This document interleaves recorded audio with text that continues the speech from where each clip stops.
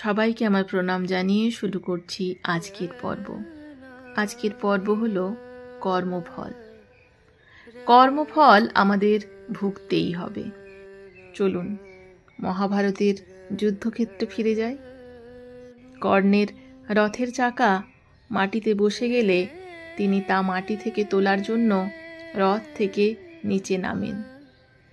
এ সময় তিনি নিরস্ত্র ছিলেন। ভগবান শ্রীকৃষ্ণ তৎক্ষণাৎ অর্জুনকে নির্দেশ দেন কর্ণকে হত্যা করার জন্য। অর্জুনও ভগবানের কথা মতো কর্ণকে লক্ষ্য করে একের পর এক বাণ নিক্ষেপ করে, যা কর্ণকে ভয়ঙ্করভাবে বিদ্ধ করে। এতে কর্ণ মাটিতে লুটিয়ে পড়ে। মৃত্যু পূর্ববর্তী সময়ে মাটিতে লুটিয়ে পড়া কর্ণ ভগবান শ্রীকৃষ্ণকে প্রশ্ন করেন, এই তুমি ভগবান, এই তুমি করুণাময়, এই তোমার ন্যায় বিচার যে যুদ্ধক্ষেত্রে একজন নিরস্ত্রকে হত্যা করার পরামর্শ দাও।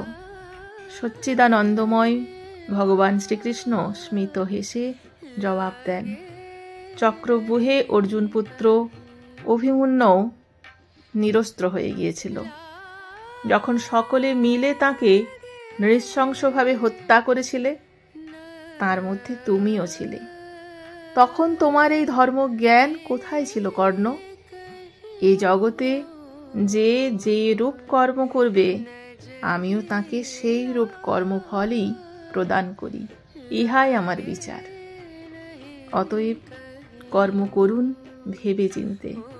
আপনি আজ কাউকে কষ্ট দিলে, যন্ত্রণা দিলে, অবজ্ঞা করলে, কারো দুর্বলতার সুযোগ নিলে, আগামীতে আপনার জন্যেও সেই একই কর্মফল অপেক্ষা করে থাকবে এবং স্বয়ং তিনিই আপনাকে তা প্রদান করবেন।